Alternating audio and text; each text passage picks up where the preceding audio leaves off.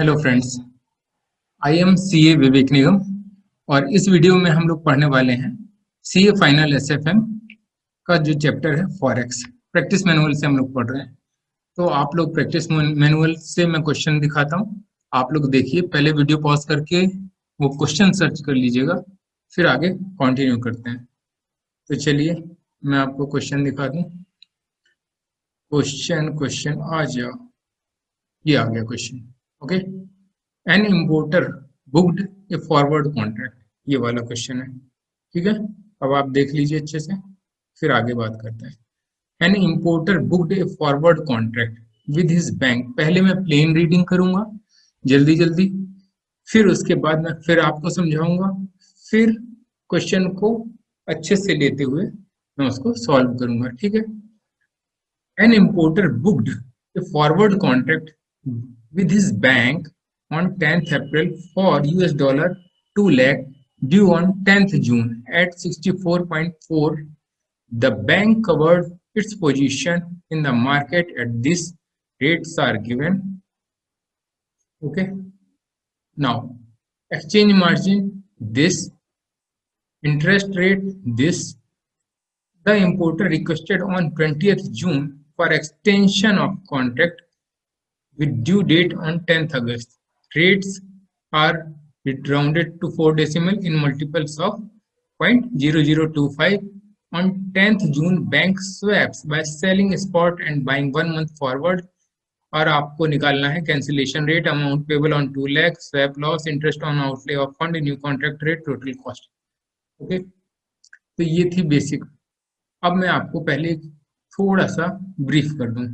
Okay, सो आप मेरी ओर देखिए। एक इंपोर्टर है, एक इंपोर्टर है, वो गुड्स को मंगाता है, वो गुड्स को मंगाता है। इंपोर्टर इंडिया का मानिए, ठीक है।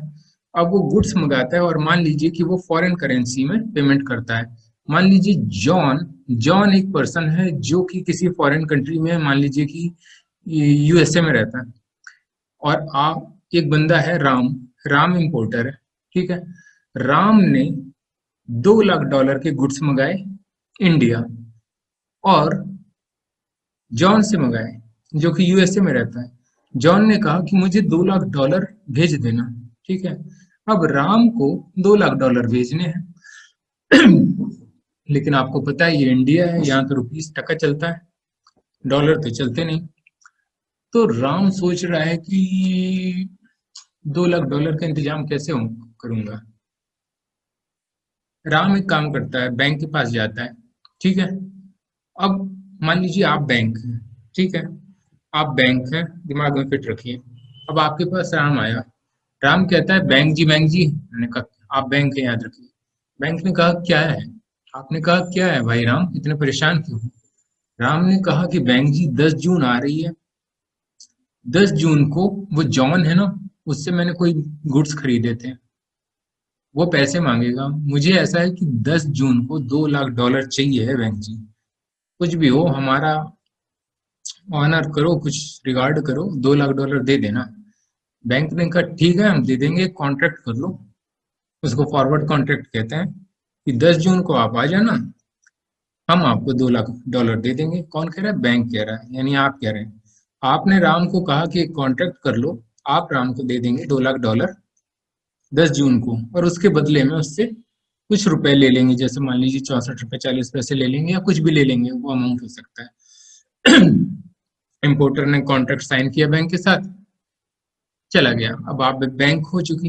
अब आप सोच रहे हो ये राम तो 10 जून को आएगा डॉलर लेने 2 लाख, मेरे पास अभी तो नहीं है $2 लाख। मैं एक कॉन्ट्रैक्ट ऐसा है कि कर लेता हूँ इंटर बैंक के साथ। बैंक सोच रहा है, तो आप सोच रहे हो कि मैं इंटर बैंक के साथ कॉन्ट्रैक्ट कर लेता हूँ, 10 जून को इंटर बैंक मुझे देगा, 10 जून को इंटर बैंक बैंक को देगा, और बैंक राम को देगा, और राम जो है जॉन को देगा, ठीक है। तो हुआ वास्तव में एक चीज कि राम ने गुड्स परचेज किए, ठीक है, मेन चीज ये थी। अब चूंकि राम को पे करना है जॉन को, इसलिए राम बैंक के पास आया, इसलिए बैंक पे करेगा, राम को $2 लाख देगा। और बैंक के पास कहाँ से आएंगे? इंटरबैंक से आएंगे। अब इंटरबैंक ने बैंक से कहा, आपसे कह रहा है इंटरबैंक कि ठीक है दे दूंगा, कॉन्ट्रैक्ट कर लो जितने रेट में चाहिए हो। हमने कहा ठीक है। अब हुआ क्या? हुआ ये कि 10 जून को बैंक यानी आप वेट कर रहे थे कि आएगा राम, आएगा आएगा, राम आएगा तो मुझे रुपीस देगा, मैं उसको डॉलर दे दूंगा, और मेरे पास डॉलर पहले ही आ चुके होंगे जो कि मुझे इंटरबैंक ने दिए होंगे। इंटरबैंक के डॉलर मैं राम को थमा दूंगा, राम से जो पैसे आएंगे वो इंटरबैंक को दे दूंगा, बीच का मार्जिन मेरा, बीच का मार्जिन मेरा यानी इंटरबैंक से डॉलर खरीदूंगा सस्ते में, राम को दे दूंगा महंगे में। ठीक है, यही सोच रहे हो आप तो बैंक हो। लेकिन राम तो 10 जून को आया ही नहीं, राम 10 जून को आया ही नहीं। अब आप बैंक हो, राम तो आया नहीं और इंटरबैंक आ गया, लो भाई पोटली में, ये लो $2 लाख, लाओ मुझे रुपीस। हमने कहा भैया वो रुपीस तो मुझे राम से लेके तुम्हें इंटरबैंक जी देने थे, अब राम तो आया नहीं। बैंक कहता वो मैं सब मैं नहीं जानता। इंटरबैंक बैंक से कहता है कि मुझे नहीं पता, मुझे तो ये तुमने मुझसे कांटेक्ट किया था ना बैंक जी, ये लो अब $2 लाख लेने पड़ेंगे तुम्हें। अब तुम बैंक हो, तुम सोच रहे हो अजीब मुश्किल में फंस गया, राम आया नहीं, नालायक उल्लू का पट्टा, और लोग इंटरबैंक के हमारे घर डॉलर आ गए, अब ये पड़े पड़े सड़ रहे हैं। अब क्या करें? थोड़ी देर तक तो आप देखते रहे कि ये $2 लाख का क्या करूं, क्या करूं। कि आपने कहा हटाओ साला, बेच ही देते हैं इस डॉलर को। ओके, तो इंटरबैंक से आपके पास आ गए और आपने उसको उसी समय बेच दिए। लोगों ने बोला, दूसरे लोगों ने बोला कि भाई अभी बेचोगे तो माल अच्छा पैसा नहीं मिलेगा। आपने कहा हटाओ, मुझे नहीं मतलब है। आपने उसको स्पॉट रेट पे, जो रेट चल रहा था उसी रेट पे बेच दिया। आप बैंक हो, आपके पास इंटरबैंक से पैसा आया, आपने स्पॉट पे सेल कर दिया। लेकिन आपने सोचा कि राम नालायक तो निकला, पर इतना बड़ा नालायक नहीं है, वो कभी आएगा, हो सकता है क्या पता उसको कोई दिक्कत हो गई हो। तो बैंक यानी आप ये सोच रहे हो कि बेच तो दिया है इस बंदे को मैंने डॉलर, जो मुझे इंटरबैंक से मिला मैंने किसी थर्ड पर्सन को बेच दिया। अब ये थर्ड पर्सन से ही मैं, क्या पता, मुझे लगता है कि राम 1 महीने बाद आएगा, तो मैं एक कॉन्ट्रैक्ट कर लेता हूँ कि 1 महीने बाद यही बंदा मुझे फिर से वापस कर दे। तुमने कहा इधर आओ, थर्ड बंदे इधर आओ। बोले क्या है? बोले अभी आज जो मैंने तुम्हें बेचा है ना, ये मैं तुमसे 1 महीने बाद यही $2 लाख फिर से खरीद लूंगा। उसने कहा अच्छा, हाँ। तो बोले क्या मतलब आज तुमने बेचा यानी, और फिर से $2 लाख की तुम कह रहे हो कि मुझसे खरीद लोगे? तो हमने कहा हाँ, आज मैंने निकाल दिया, ये घूम के वही मेरे पास आ जाएगा, इसको वैसे स्वैपिंग बोलते हैं। इस बंदे ने कहा ठीक है, कोई बात नहीं। आज उस थर्ड पर्सन बोल रहा है आज तुमने मुझे चलो $2 लाख बेच दिए, ठीक है, लेकिन जब तुम मुझसे खरीदोगे ना तो हो सकता है मैं तुमको थोड़ा महंगे में बेचूं, मुझे भी तो थोड़ा प्रॉफिट कमाना है। तुम कहते हो तुम बैंक हो, तुम कहते हो चलो ठीक है ये भी देख लेंगे, चलो। अब ऐसा आपने एक स्वैप कॉन्ट्रैक्ट करके भी रख लिया। अब क्या हुआ कि कुछ दिन बाद, 1 हफ्ते बाद राम आ गया, ठीक है। और राम ने कहा बड़ी तबीयत खराब हो गई थी, क्या बताएं क्या बताएं, और जॉन जो है उससे भी मेरे टर्म्स ठीक नहीं चल रहे हैं, और पैसे का भी मेरे पास रुपए का भी इंतजाम नहीं हो पा रहा है, बिजनेस बड़ा मंदा चल रहा है। तो बैंक जी, राम कह रहा है बैंक जी मैं आपको पैसे कैसे देता, इसलिए अब मैं ऐसा करो कि कॉन्ट्रैक्ट लंबा खींच दो, अगस्त तक चला दो। आपने कहा अगस्त तक क्या चला दो, वो थर्ड पर्सन से मैंने अभी 1 महीने बाद तक का कॉन्ट्रैक्ट कर रखा है। राम कहता वो मुझे नहीं पता आपने क्या कॉन्ट्रैक्ट नया कर रहा, मैंने तो नहीं कहा था ना, तो मुझे क्या पता। लेकिन मैं ये कह रहा हूँ कि मेरा जो है अगस्त तक कर दो। आप कहते हो ठीक है। तो राम जी ऐसा करो कि जो आप बैंक हो ना, आप भूलना नहीं। आप कहते हो राम जी जो आपने मुझसे कॉन्ट्रैक्ट किया था ना, वो तो कैंसिल करना पड़ेगा। ठीक है, और एक नया कॉन्ट्रैक्ट कर देंगे। राम कहता है ठीक है, मुझे नहीं कोई दिक्कत है, चलो कर दो। तो चलिए, इतना राम कहानी के बाद हम क्वेश्चन पे आते हैं। ठीक है, तो अब क्वेश्चन क्या था, इधर आइए, ये देखिए। अब आपको क्वेश्चन मेरे ख्याल से सही समझ में आना चाहिए, आ जाएगा। ठीक है, ये इम्पोर्टर है। इम्पोर्टर ने एक फॉरवर्ड कॉन्ट्रैक्ट किया विद बैंक ऑन 10th अप्रैल। ठीक है, for US$ 2 lakh due on 10th June at this rate. बस यहीं रुक जाइए। अब मान लीजिए कि ये जो है, ये है इम्पोर्टर। ठीक है, IMPORTER, इम्पोर्टर। और ये है जॉन, JOHN, जॉन। जॉन ने इम्पोर्टर को क्या बेचे? जॉन ने इम्पोर्टर को गुड्स बेचे। इम्पोर्टर जॉन को क्या देगा? इम्पोर्टर जॉन को $, देगा।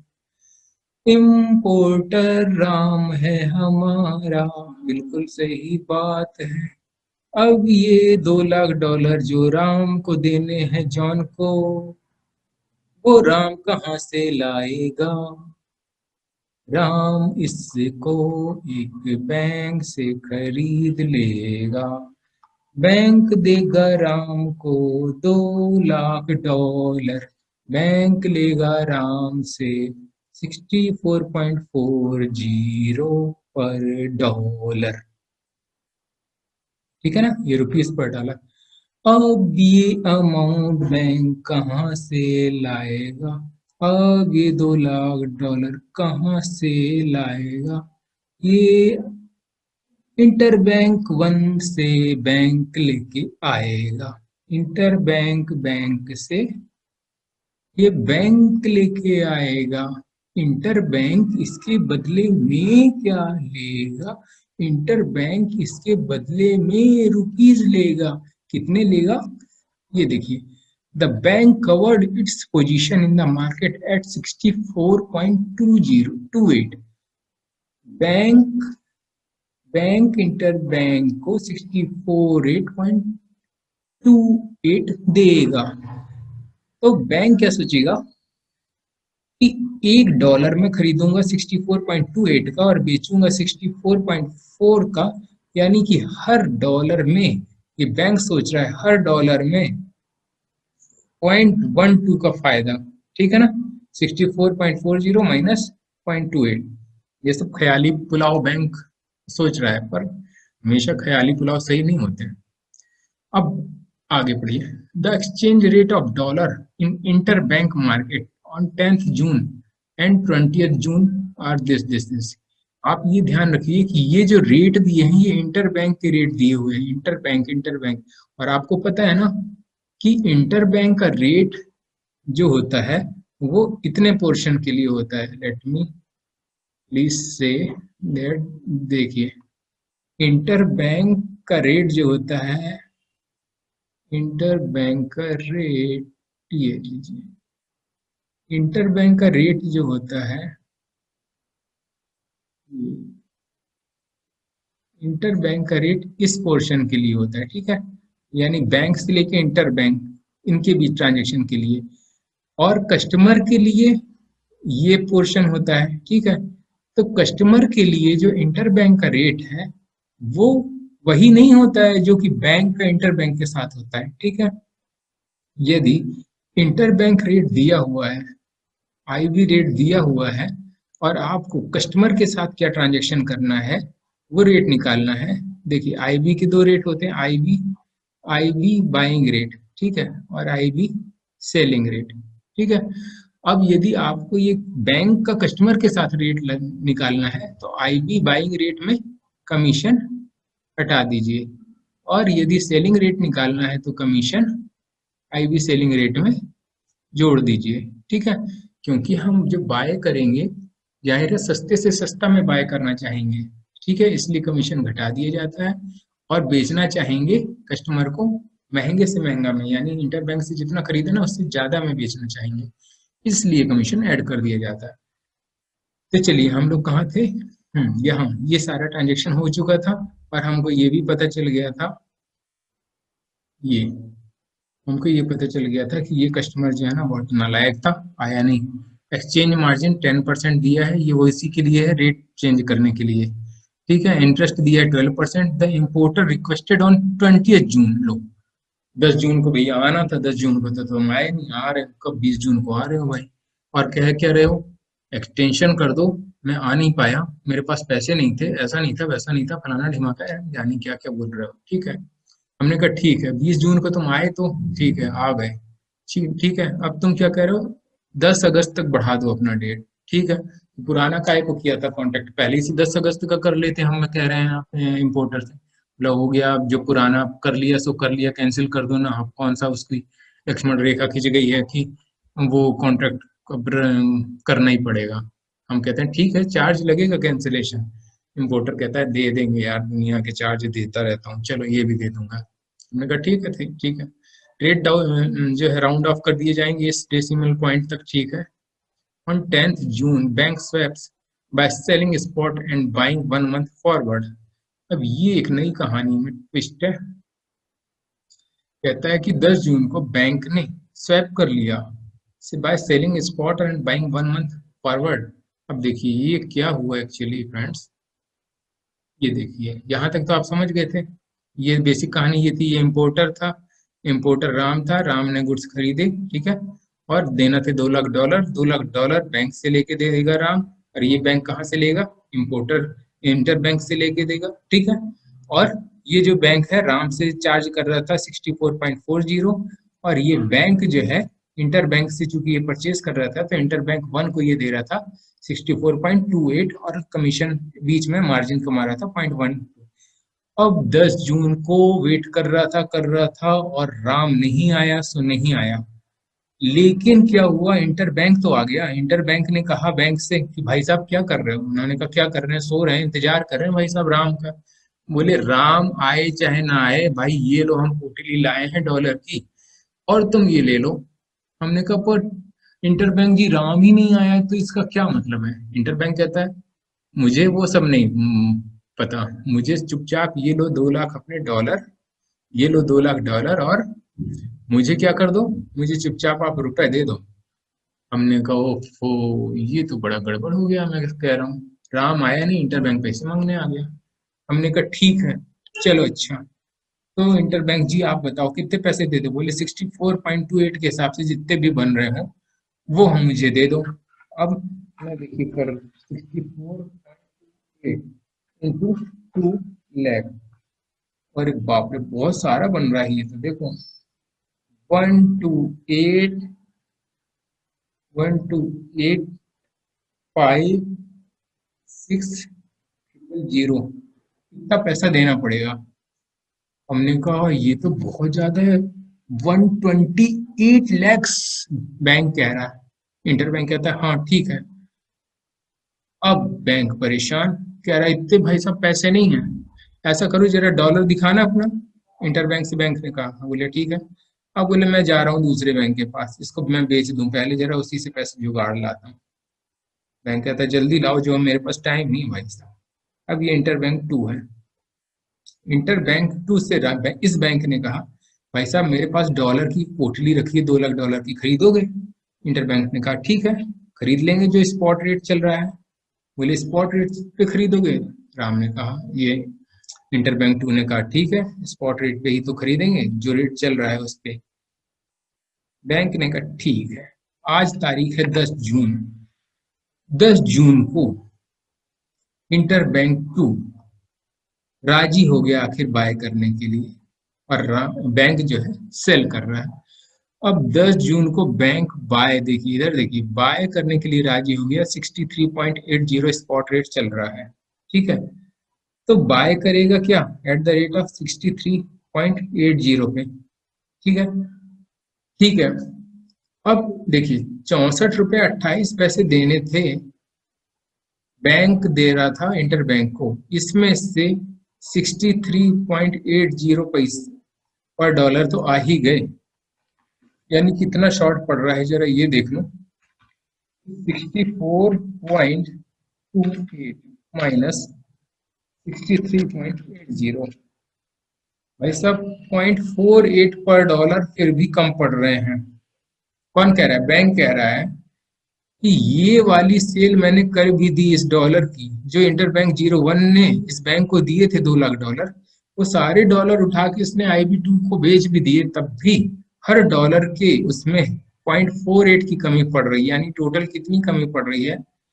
टोटल कमी पड़ रही है 0.48 इंटू 2 लैक्स बराबर 0.48 इंटू 2 लैक्स, ये आपके 96,000 रुपए हैं। ये आप ध्यान रखिएगा, कितने रुपए की कमी पड़ रही है। इंटरबैंक कह रहा है वो सब मैं नहीं जानता कि क्या कमी पड़ रही है, मुझे तो पूरे पैसे चाहिए तो चाहिए। अब बैंक परेशान, बैंक कह रहा है कि देखो भाई, इंटर बैंक को देने थे 64.28, जिसमें से 63.80 तो मुझको IB02 ने दे दिए। अब 0.48 पर डॉलर मुझे चाहिए है, यानी 96,000 रुपए चाहिए है।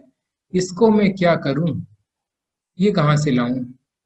तो सोचता है इससे, इसके लिए मैं लोन ले लूं। ठीक है, अब क्या होता है देखिए, अब जरा सा कहानी में ट्विस्ट। अब इस बैंक को चाहिए 96,000 रुपए। अब मान लीजिए ये कोई और बैंक है, ये कोई और बैंक है, इस बैंक के पास बैंक, इसको मान लो लक्ष्मी बैंक इसका नाम, ठीक है। अब ये वाला बैंक, इसका नाम बैंक 00 रखते हैं, बैंक 00 लक्ष्मी बैंक के पास गया और कहा भाई साहब ऐसा है, मुझे दे तो दो जरा 96,000 रुपीज तो लोन, और मैं आपको 12% के हिसाब से इंटरेस्ट सहित रिफंड कर दूंगा। तो कहता है ठीक है कोई बात नहीं, मैं चार्ज कर लूंगा।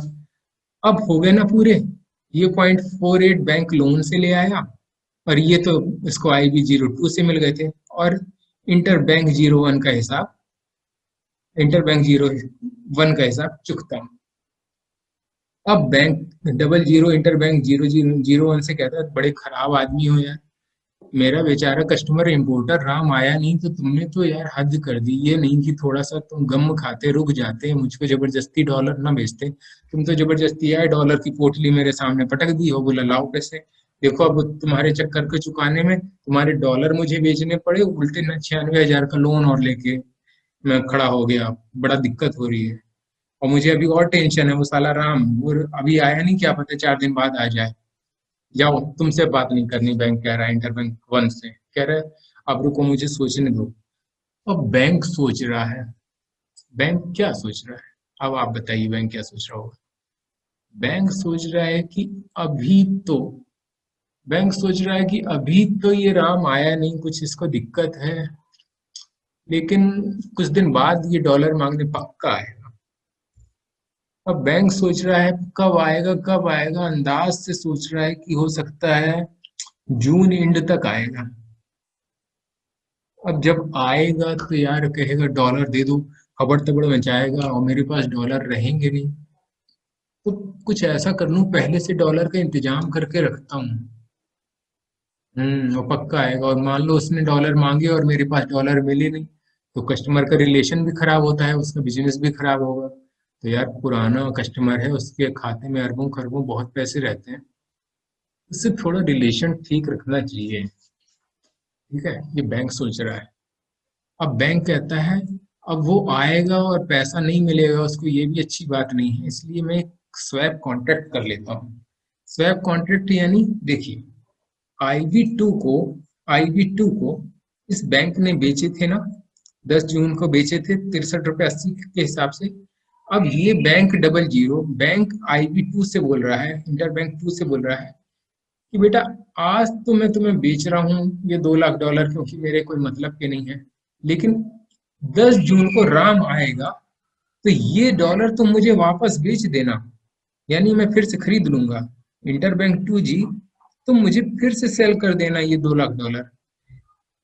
ये कहता है कब, कब तुम खरीदोगे? बोलता है मैं जून लास्ट में खरीदूंगा।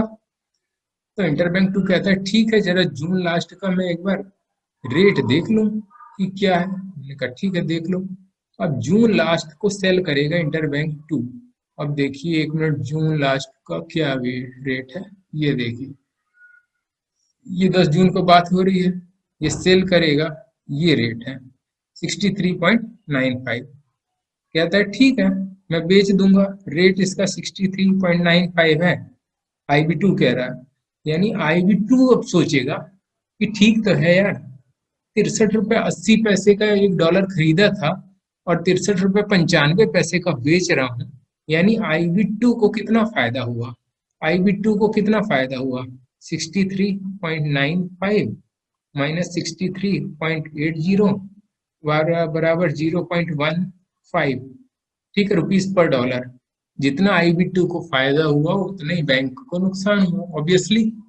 ठीक है, यदि मैं डॉलर पूरा पूरा निकाल लूं तो $2 लाख पे ये 30,000 का फायदा IB2 को हुआ, या 30,000 का नुकसान बैंक को हुआ, बैंक अपने बैंक 00 को हुआ। ठीक है, वो हमने बस निकाल के रख लिया। ठीक है, अब ये सेल कर देगा।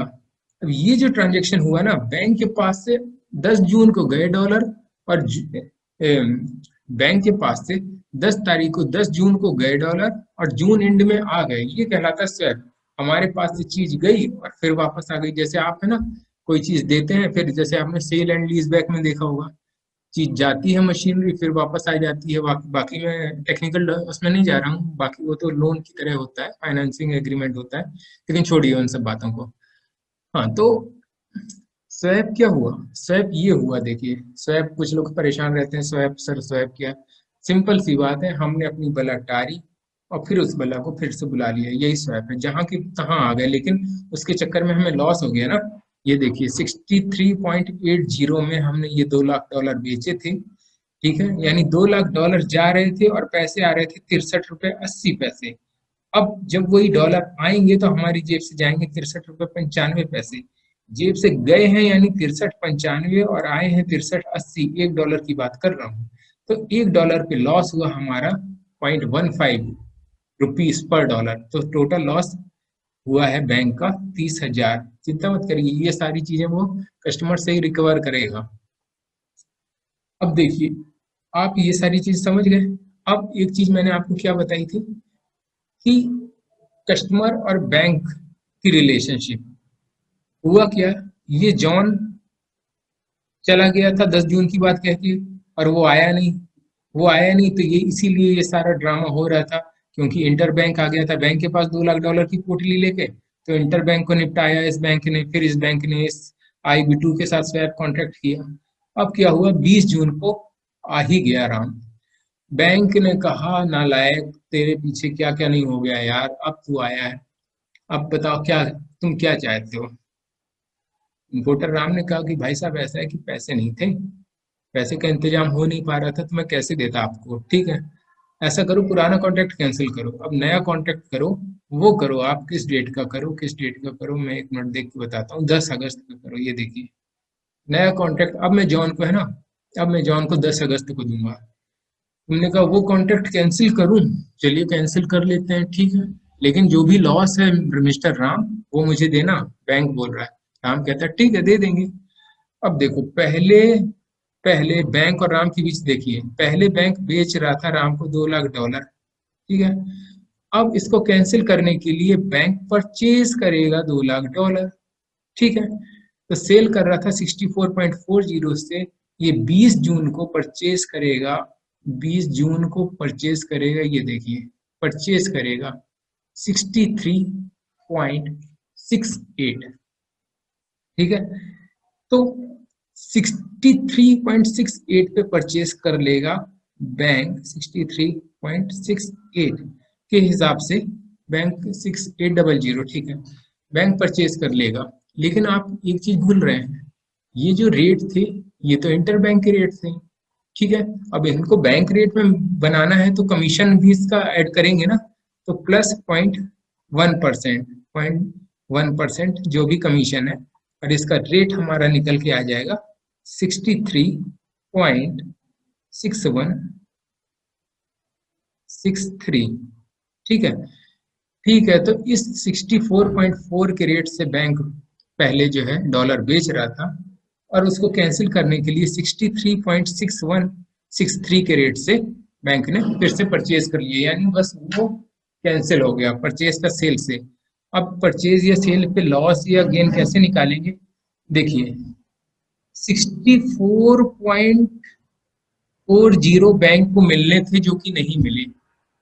64.40 बैंक को जो मिलने थे वो नहीं मिले, ठीक है। अब नहीं मिले यानी लॉस हुआ बैंक को 64.40 का, ठीक है। 64.40 का बैंक को लॉस हुआ, और मिल कितने रहे? 63.6163। अब बैंक यदि परचेज करता तो बैंक की जेब से चले जाते कितने? 63.61, ठीक है।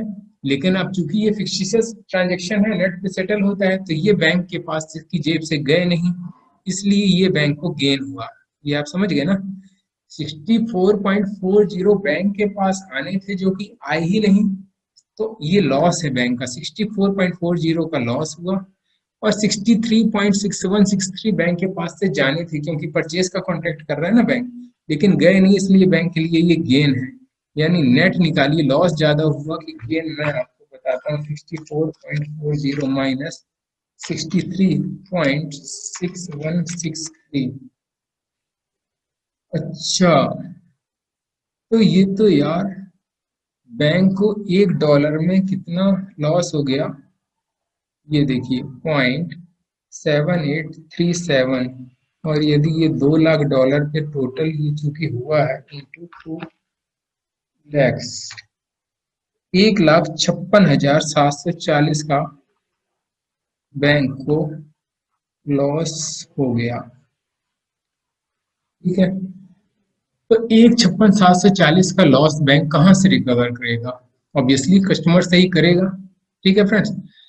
अब देखिए, और एक चीज हम भूल रहे थे, ये जो 96,000 का बैंक से लोन ले रखा था इस बैंक से, उस पे इंटरेस्ट भी चार्ज होगा। 12% का रेट दिया है, 96,000 इंटू 12%, और 10 दिन के लिए है, ठीक है। पर एनम मैं मान रहा हूँ, और 360 डेज मान रहा हूँ, तो 320 रुपए का इंटरेस्ट आया।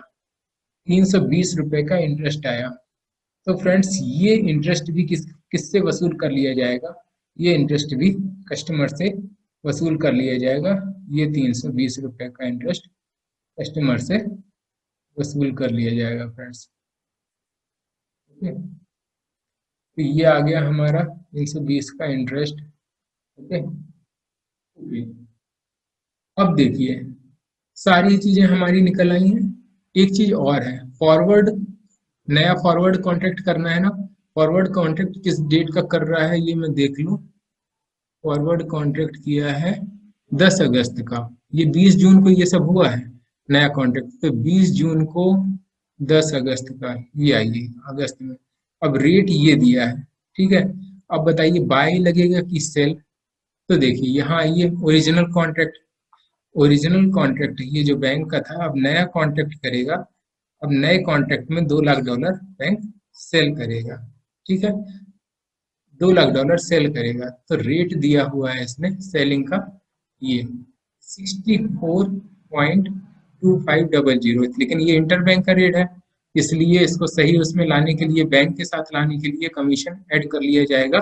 64.2500 में उसका कमीशन ऐड करने के बाद ये आ जाएगा 64.3143। ये हमारा नया रेट आ जाएगा।